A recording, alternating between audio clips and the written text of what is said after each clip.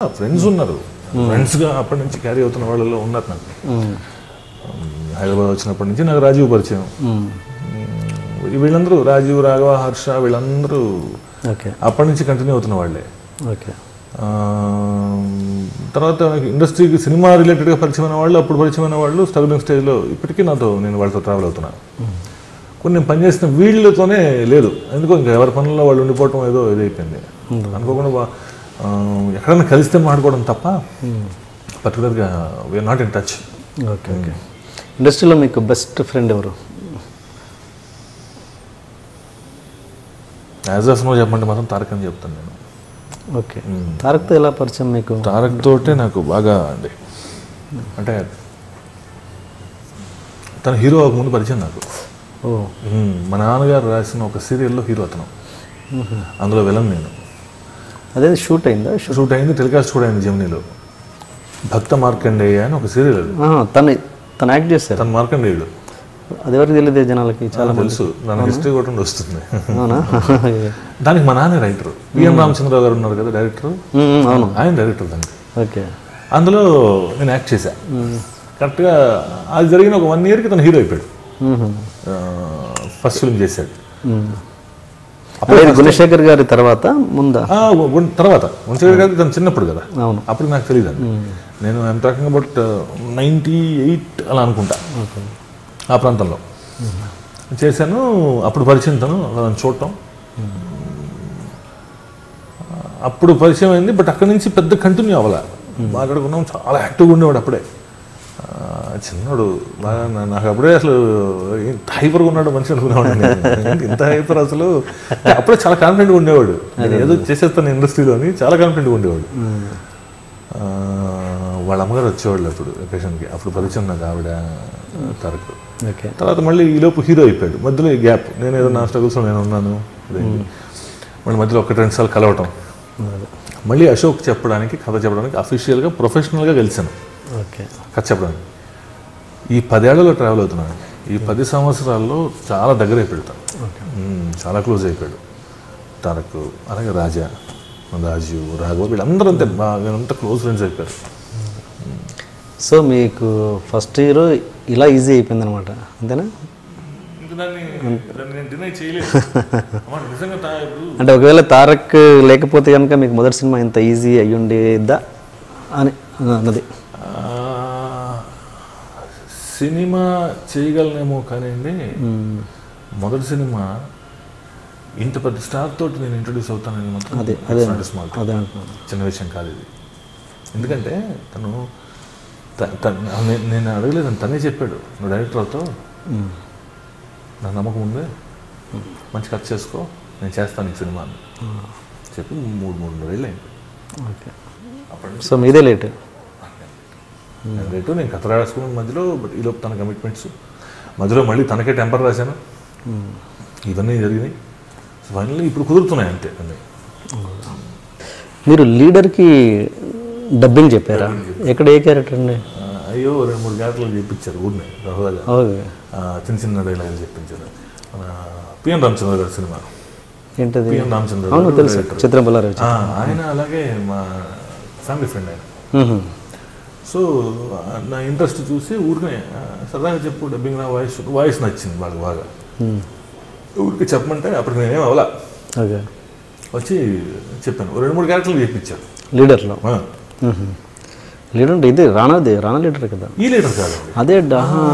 Okay okay okay, ఆ leader beginning PN Ramachandra గారిది, సుమన్ కృష్ణ గారు.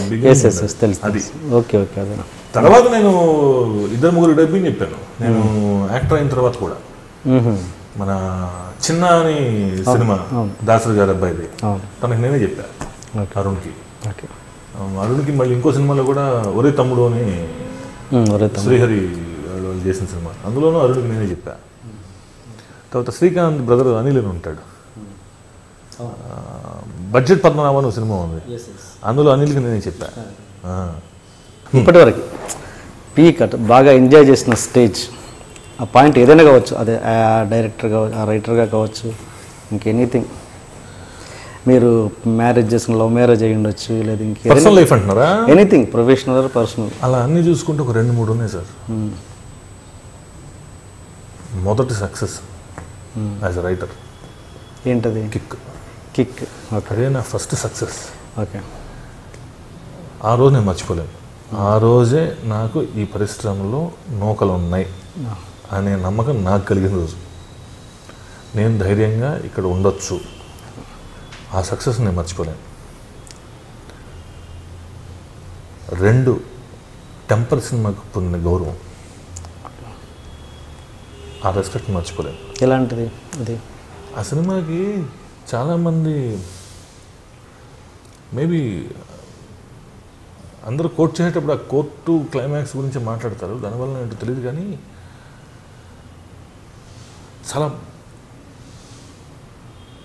మంచి కథ రాశాననే గౌరవాన్ని నేను పొందిన సినిమా అది. నిజంగా చెప్పాలంటే పర్సనల్గా కూడా నాకు పూర్తి స్థాయిలో తృప్తినిచ్చిన కథ కూడా అదే. అనుకున్నట్టుగా వచ్చిన సినిమా కూడా అదే. ఎక్కడో వచ్చాక ఏదో ప్రతి సినిమాకి ఏదో ఒక రీజన్తో ఒక చిన్న కొరత ఉంటుంది, తగ్గిపోవడం. ఒకటి బాగా చేస్తారు, బెటర్ అవుతాయి, కొన్ని డైల్యూట్ అయిపోతాయి. బట్ సూటిగా రీచ్ అవ్వగలిగింది సినిమా అని నేను పూర్తి స్థాయిలో తృప్తిపడ్డ సినిమా మాత్రం టెంపర్. అండ్ అది నాకు ఫ్రీడమ్ చాలా బాగా దొరికిన సినిమా. మరి పూరి గారు అడిగితే మళ్ళీ ఒక కథ ఇస్తారా మీరు? అయ్యో, ఆయన ఎప్పుడు కథైనా రాస్తారు. ఆయన కథలు అవసరం లేదు యాక్చువల్గా. నేను లాస్ట్ టైం కూడా చెప్పాను.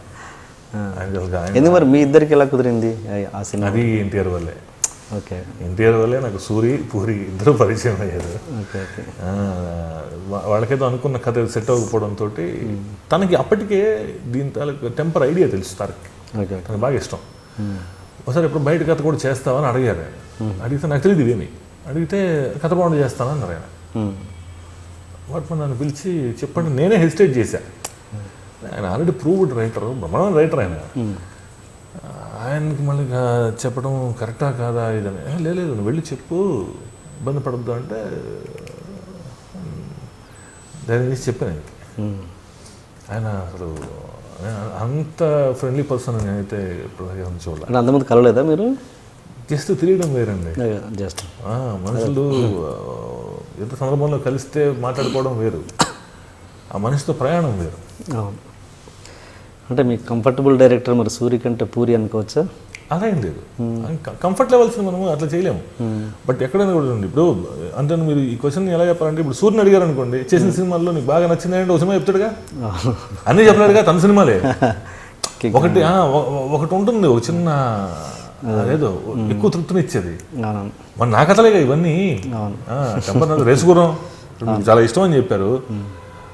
చాలా పెద్ద హిట్ సినిమా, బన్నీ కెరీర్లోనే బిగ్గెస్ట్ హిట్. అది నా కథే కదా. అంటే కొన్ని కథలు మనకి ఎలా ఉంటాయంటే, రేసుగురం ఎంటర్టైనర్, అన్డౌటెడ్లీ అందరం ఎంజాయ్ చేసాం. టెంపర్ పాత్ర నాకు ఎక్కడో చాలా బాగా ఇష్టం. ఆ పాత్రను ఎన్టీఆర్ పోషించిన విధానం ఇష్టం, దాని డైరెక్టర్ ఆనర్ చేసిన విధానం ఇష్టం, తీసిన విధానం ఇష్టం. అదే ప్లస్ అనుకున్నట్టుగా రీచ్ అయింది. అల్టిమేట్గా మన ప్రోడక్ట్ ప్రాపర్గా రీచ్ అవ్వాలి. అది చాలా రెస్పెక్ట్ని తెచ్చిపెట్టినాను. అలాంటి క్లైమాక్స్ ఆలోచించింది అనుకో, అలా కథను కథగానే అందుకు చూడండి, కామెడీ ట్రాక్ల కోసం వెళ్ళిన ప్రయత్నాలు జరగవు. క్యారెక్టర్ మీదే సినిమా ఉంటుంది. ఆ క్యారెక్టర్తో మొదలై అదే సినిమా. ఏదో ఆకాశం బదులైపోవాలనేది ఉండదు. రెగ్యులర్గా అయితే ఆ క్లైమాక్స్ జరగదు. కరెక్ట్. వాళ్ళని సింపుల్గా చంపేయచ్చు. బట్ అది ఎక్కడో అది దగ్గర అయింది, రీచ్ అయింది. అది ఎక్కువ రెస్పెక్ట్ ఇచ్చింది. క్లైమాక్సే ప్లస్ ద బెస్ట్ మూమెంట్ నా పర్సనల్ లైఫ్లో నా కూతురు. ఓకే. ఆర్నవి పుట్టిన క్షణం September 1st, 2012. ఓకే. మీ మిస్సెస్ శ్రీవిద్య గారు తనతో ఏంటి, ఎలా మీకు లవ్ మ్యారేజ్ మీది? అవునండి, love come arrange. Okay okay. ఎలా మీ పరిచయం ఎలా జరిగింది? ఇదే ఫీల్డ్ కదా. తన అంతకుముందు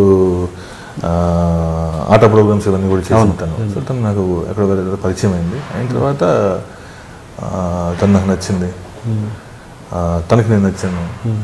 ఇద్దరికి కూడా ఇంట్రెస్ట్ మొదలైపోయింది. ఇద్దరికి కూడా. ఎవరు ప్రపోజ్ చేశారు? నేనే ప్రపోజ్ చేశాను. ప్రేమ నేనే ప్రపోజ్ చేశాను, పెళ్ళి నేనే ప్రపోజ్ చేశాను, అన్నీ కూడా. సరే మెల్లగా ఆ అమ్మాయిని మా అమ్మ వాళ్ళకి పరిచయం చేశాను.